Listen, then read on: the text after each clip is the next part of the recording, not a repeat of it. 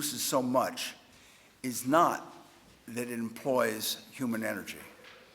It's that it employs organized human energy. And that is the rare ability that Ms.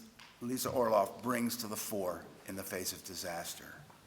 Immediately following the September 11th disaster in Manhattan, Lita stepped in amid what I call the compassionate chaos and displayed a desperately needed ability to organize all the volunteers and equipment into an effective accomplishing force to rebuild and to save lives.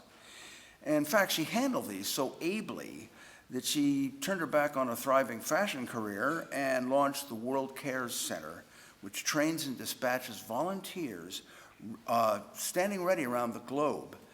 And Lisa and her World Care team are living proof that disaster can indeed bring out the very best in us.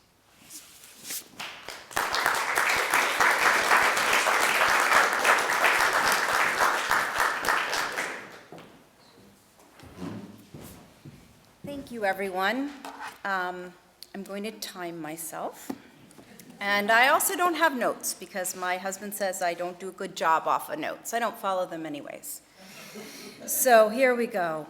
Thank you, Bart, very much. It's an honor to meet you and to be here tonight or this afternoon. Thank you, Fairleigh Dickinson University. This is an amazing campus.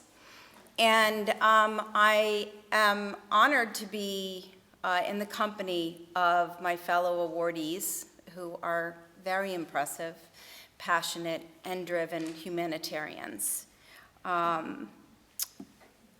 For me, the work that I do today, like some of you, was never on my radar.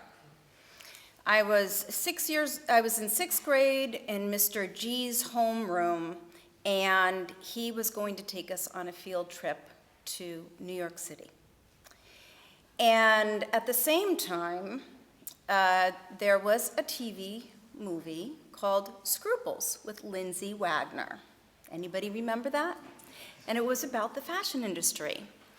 And I said, I am going to be a fashion designer in New York City, and I was going to have my own collection by the age of 25.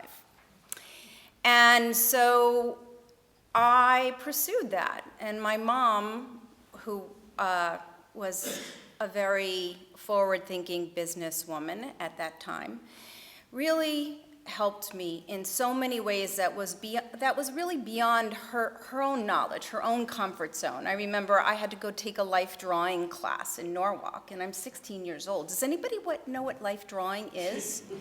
It's naked. I didn't know that at 16. You know, I was all tough, I'm gonna do this. You know, I walk in the room, I'm like, but I needed to do that to get into Fashion Institute of Technology. And I did that. I went to Fashion Institute of Technology. I graduated. I worked for a couple of companies, and then I started my own business and my own collection.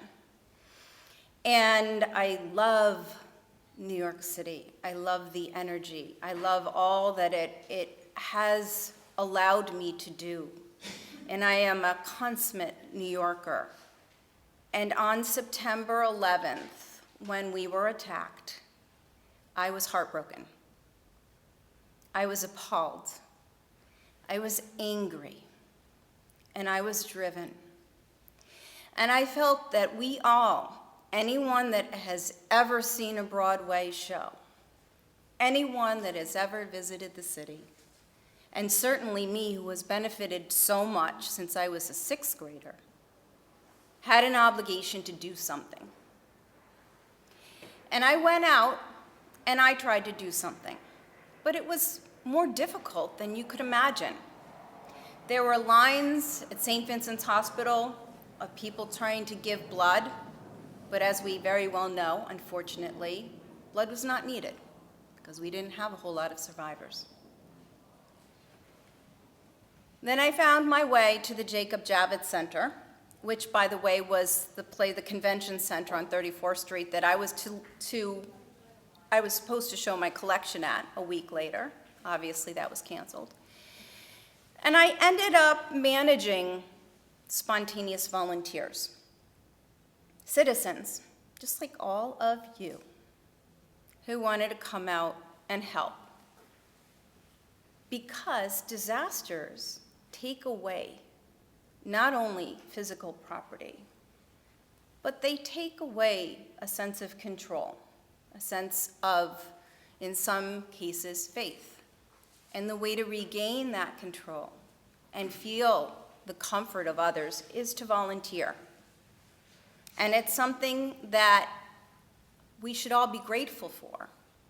Unfortunately, 18 years ago, it was not popular. Our own emergency managers were overwhelmed. They could barely rally what they could do because FEMA was destroyed in the attacks. Office of Emergency Management was in the building. So when you have thousands of people at your door saying, "We're here to help, tell us what to do," they were turned away. I went to the Jacob Javits Center. There were people wrapped around the block, one little card table with one well-known agency taking names that they would later throw away of people who wanted to volunteer. And I walked up to them and I said, "How can I help you?" They said, "We don't need your help." I hesitated. I said, "Really?" I said, what's that on the table, flyers for people?" I said, "Well, why don't I go down and just hand out those flyers so that those people that didn't qualify for whatever you're trying to do here, if they don't qualify, they could just leave and go elsewhere." And I was then approached by the Salvation Army, who saw that I was a doer, and they asked me to help manage their IRF, their feeding truck, because now responders started to show up. Manhattan South set up a mobile unit to vet and dispatch approved responders down to ground zero. Supplies started coming in. So I was helping, and then the Javits Center came over to me and said, "See all that stuff?" I said, "Yes." They said, "Can you please help us organize all of that?" This time frame literally is within a 24-hour period. It seems like a lifetime. And I began to organize that, and they kept bringing me spontaneous volunteers. The most amazing people wanting to help. Doctors, nurses, professors, housewives, executives. And we organized together, and we started to see people come up from ground zero asking for the supplies that we had. Exhausted, covered in soot, looking for boots to be replaced because they were working on the pile and the rubber was burning off the boots. Needing personal protective equipment to keep them safe.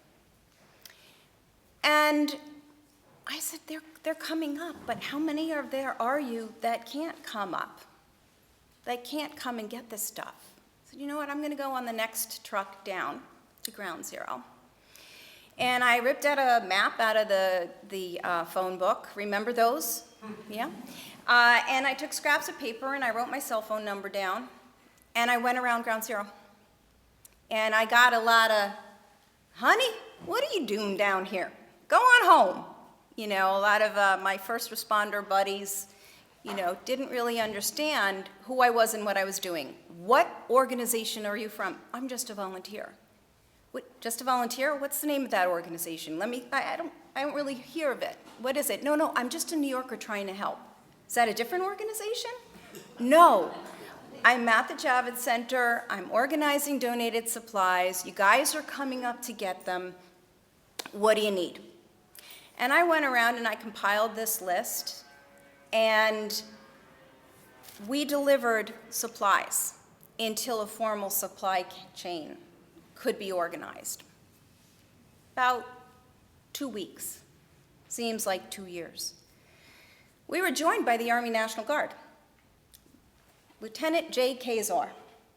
Lieutenant J. Kazor came to me and he said, "Can you please do me a favor?" I said, "Sure." He said, "We're deployed here, however, I can't leave because I don't have orders to leave. Can you fill a prescription for me?" Absolutely. Sent my volunteers to Dwayne Reed, who were very generous. They filled the prescription. I came back, I handed it to him. He was amazed that I could get that in an hour. It's New York City, even though it was 9/11.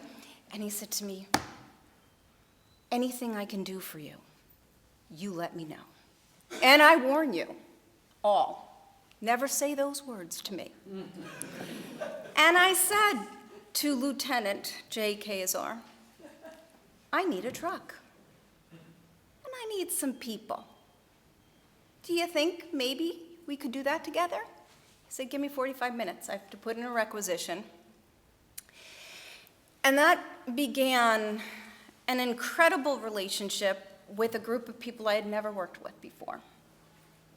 Military personnel. These young people's lives changed overnight.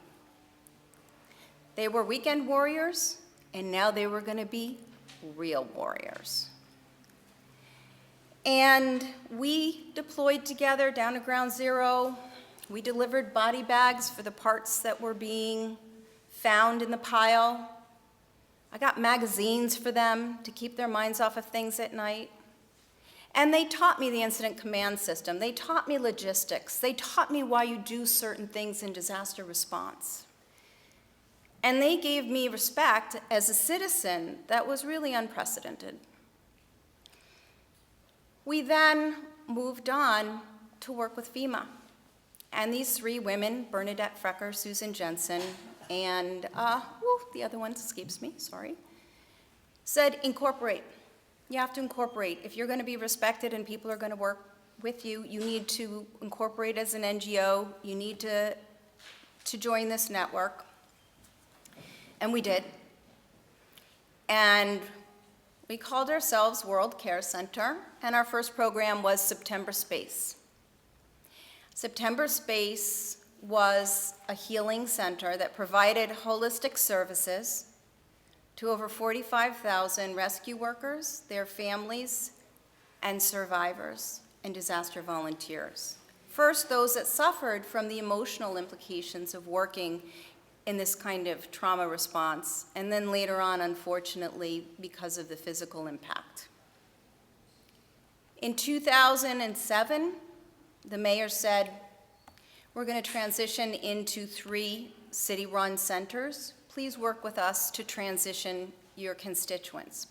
By that time, we already realized that we needed to address the root cause of why so many people were impacted emotionally and now physically. And we developed a curriculum that teaches citizens to prevent disasters and know how to take care of themselves when disaster strikes. A curriculum that teaches people who want to be disaster volunteers how to do so safely and effectively. And local leader training so that every faith-based leader, every organization, every grassroots organization, their leaders who own that social capital within the community have the ability to lead their constituents safely and in a coordinated way. We didn't really know how important this was going to be, but in today's world with active shooter, with hurricanes, with tornadoes, with tsunamis, we need to empower every single individual to be the best that they can be, to help others, but to be safe. And so today, we have 3, maybe 4 programs. We have 3 programs. We train. We have classroom training in the community, and we have online training, because you can't avoid technology. I tweeted about everything, by the way. We have a virtual emergency operations center to put the same tools that emergency managers use to coordinate in the hands of grassroots leaders. And then we just started an initiative called the Boots on the Ground exercise. Super duper fun. I want you all in there with boots. It's in next year. It's our 3rd year. And it's where we bring people together in a physical environment to practice the skills that they've learned together. Citizens, first responders, faith-based leaders, and veterans. because we started with veterans and we continue with veterans. They are team leaders, but they're also finding a place in disaster management to reintegrate themselves using the skills that they have. The opposite side of all that training and communication and practicing is that we deploy. And I'm over time, but I'm going to take it because I have the mic. Come take it from me. I don't know if you other people in the audience have this feeling that you never do enough, that you're not making enough of an impact. Human nature, we talk about it.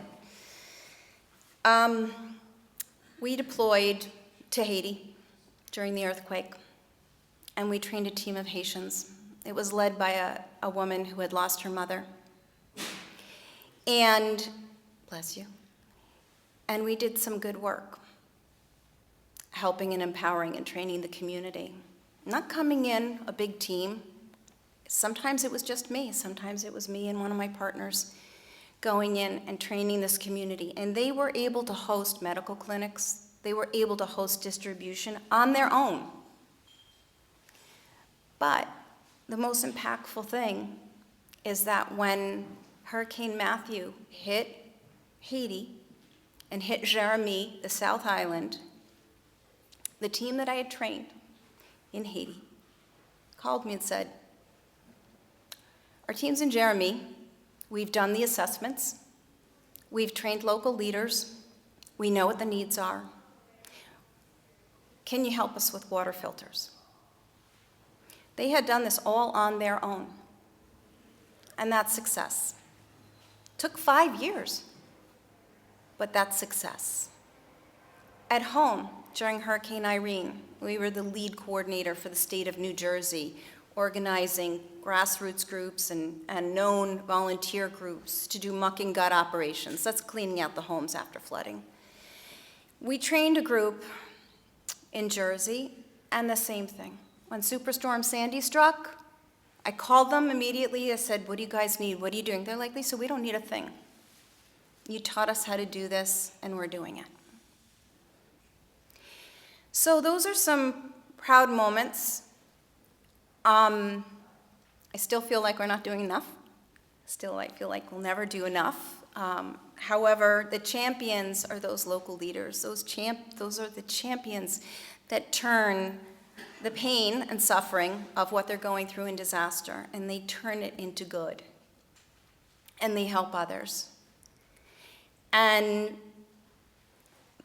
I am gifted because I get to work with them, because I get to experience that goodness. And I get to do my best at protecting them. So, my name is Lisa Orloff, and I am a spontaneous volunteer. Thank you for listening.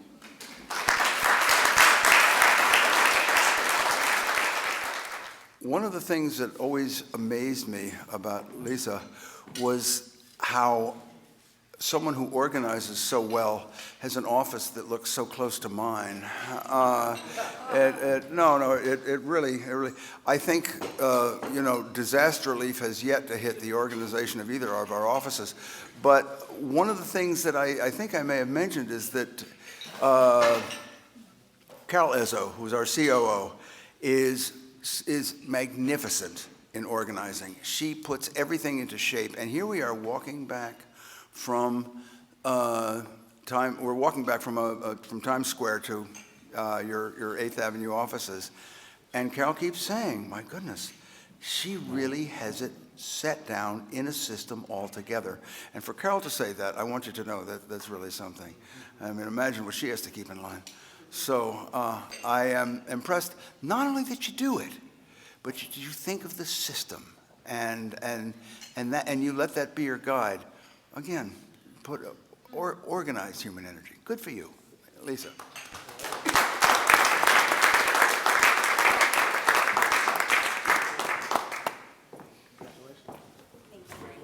Thank you.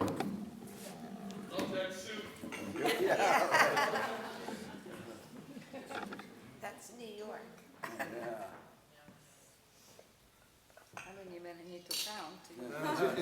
collection, by the way? No, it's not. There you go.